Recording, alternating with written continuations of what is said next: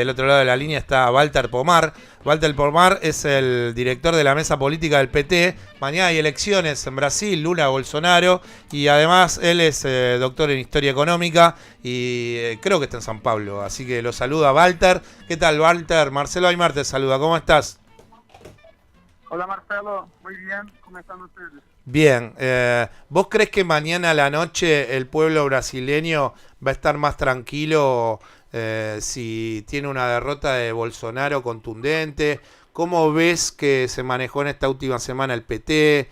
¿Qué crees que fue lo que desde ayer, desde antes de ayer, en informaciones de los medios masivos de comunicación, indican que hay, hay un cierto acercamiento de Fernando Haddad? ¿Cómo ves estos últimos días? Y si realmente, obviamente como sos militante del PT, si crees que puede llegar a doblar esta elección Fernando Haddad. Mira, en los últimos 10 días, todas las encuestas apuntan lo mismo. Bolsonaro ha empezado una caída, y Haddad ha empezado a crecer en las preferencias populares en todo el país, en las capitales, en todos los sectores sociales, incluso en las capas medias. Entonces, la cuestión, yo podría decirte así, si la elección fuese lunes, martes o miércoles, yo te diría con absoluta certeza si Haddad es el próximo presidente de Brasil. Pero la elección es domingo, entonces hay que crecer en mucha velocidad en las próximas 30 y pocas horas para sacar la diferencia que aún existe de algunos millones de votos. Es perfectamente posible hacerlo porque hay una cantidad muy grande de indecisos, desde 7%. Por tanto, hay 17%. espacio, sí, 17%. hay mucho espacio para que cambie la orientación de voto, y todas las encuestas demuestran en los últimos 10 días que los indecisos están se inclinando por votar en Haddad. Entonces, llegamos a domingo mañana con la elección muy equilibrada, pero con una tendencia de crecimiento y de victoria de nosotros, y esto se siente en las calles. O sea, hace 30 días era muy difícil hacer campaña. Hoy en todo el país hay millones de militantes, de ciudadanos, de personas comunes que están buscando votos con sus parientes, con sus amigos, con sus colegas de trabajo, y eso puede ser un factor decisivo para que tengamos mañana y en fin del día una victoria. Pero no habrá tranquilidad, eso necesita quedar muy claro, porque el otro candidato y los sectores que lo apoyan no van a aceptar de manera tranquila, democrática, una derrota. Walter, Porque Walter, y en eso quería tratar de consultarte. ¿Crees que este acercamiento del PT de Fernando Haddad en los últimos días es referido a errores de Bolsonaro, a una concientización de lo que es Bolsonaro para las clases medias que va a tener que emitir su voto, y el pueblo brasileño en sus capas medias, medias bajas, ha tomado conciencia de lo que es Jair Bolsonaro, de su ligazón con el ejército brasileño? ¿O crees que, como una, si fuese una opción 3, que fueron aciertos en los últimos mensajes discursivos de Fernando Haddad y ciertos lineamientos que tal vez en la primera vuelta no fueron tan tenidos en cuenta? mira, son dos cosas diferentes que ocurren en paralelo. Bolsonaro ha cometido muchos errores en los últimos días. Domingo pasado, él hizo una declaración pública que fue transmitida por teléfono de su casa hasta una manifestación de sus apoyadores en la Avenida Paulista en San Pablo, en que él decía con mucha claridad su pretensión de eliminar política y implícitamente, incluso desde el punto de vista físico, sus opositores. Eso fue marcante para que muchos sectores democráticos que aún estaban en duda sobre lo que hacer, declarasen su voto a Haddad. Por ejemplo, hoy Joaquín Barbosa, ministro del Tribunal Superior Federal, que fue responsable en 2005 por hacer la acción penal 470, que ha hecho la condenación de muchos liderazgos del PT, hoy Joaquín Barbosa ha declarado públicamente su voto en Fernando Haddad y dice claramente el motivo. El otro le pone miedo, el otro candidato le pone miedo.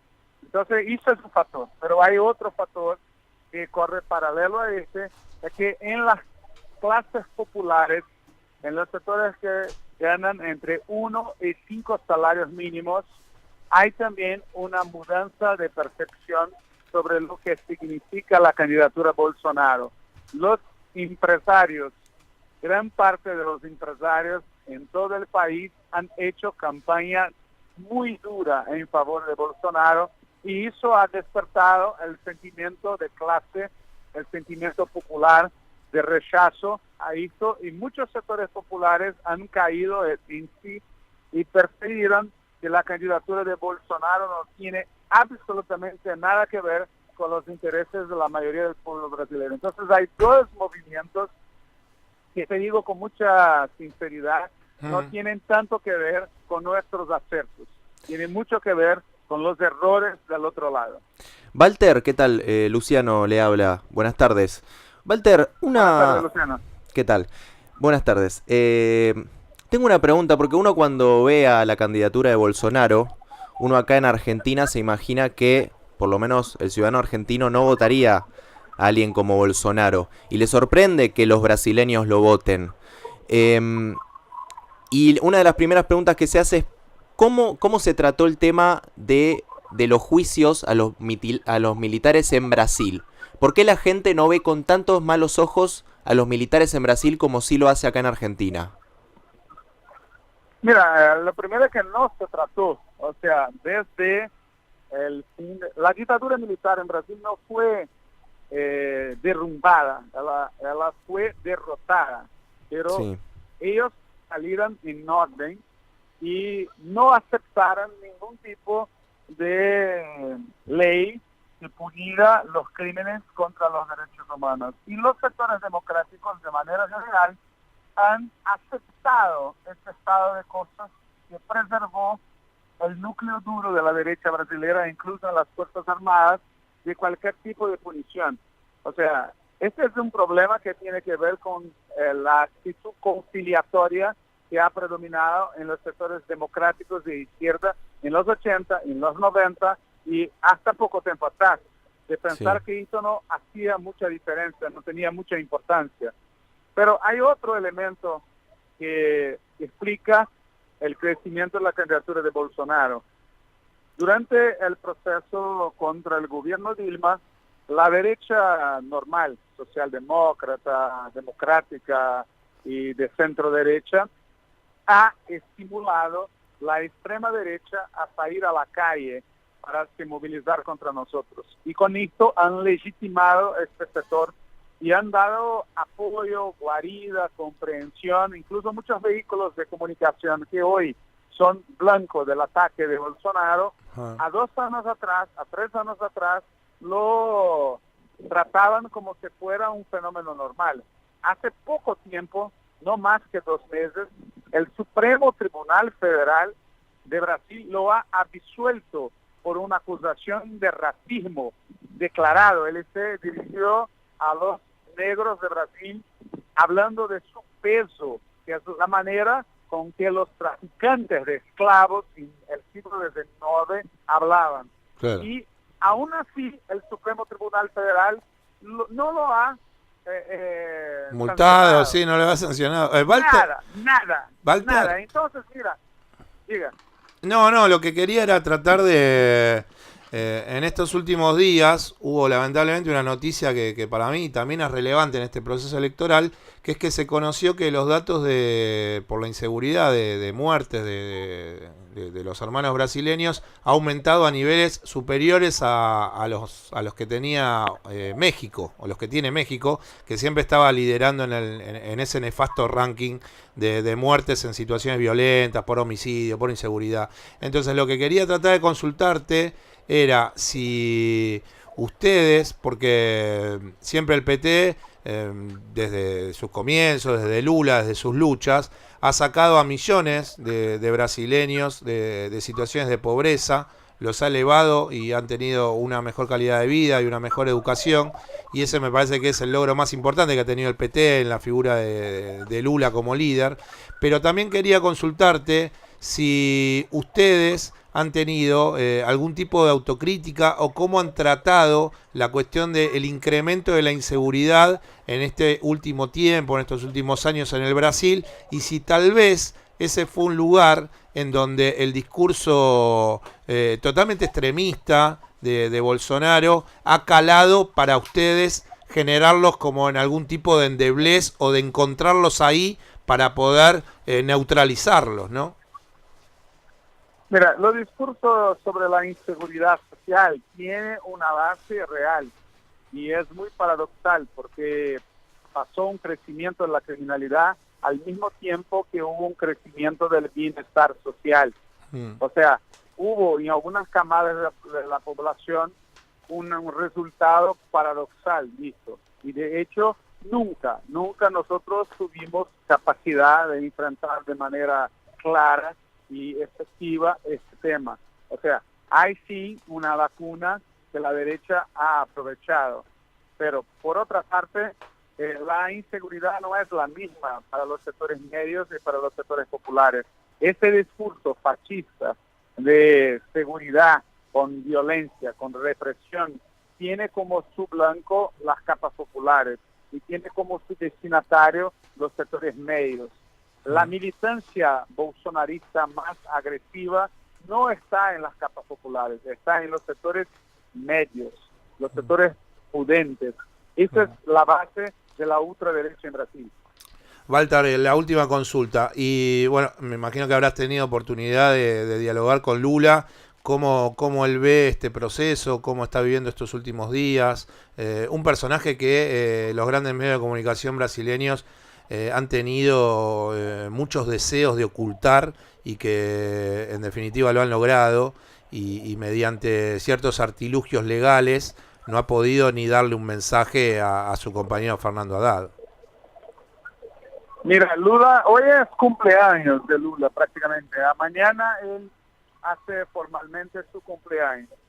La información que tenemos de antes de ayer es que él está optimista en relación al resultado electoral. Claro, tiene muchas opiniones que va a poner en el papel y va a transmitir después de pasar el proceso. Cosas que a él le parece que fueron bien, cosas que no fueron tan bien, pero él está optimista en relación al resultado electoral de mañana. Esto que hicieron con él es una barbaridad completa. Hoy, Bolsonaro solo está en la segunda vuelta porque la derecha sacó Lula del proceso electoral, porque una parte del electorado que hoy vota por Bolsonaro, antes de ayer estaba decidido a votar en Lula.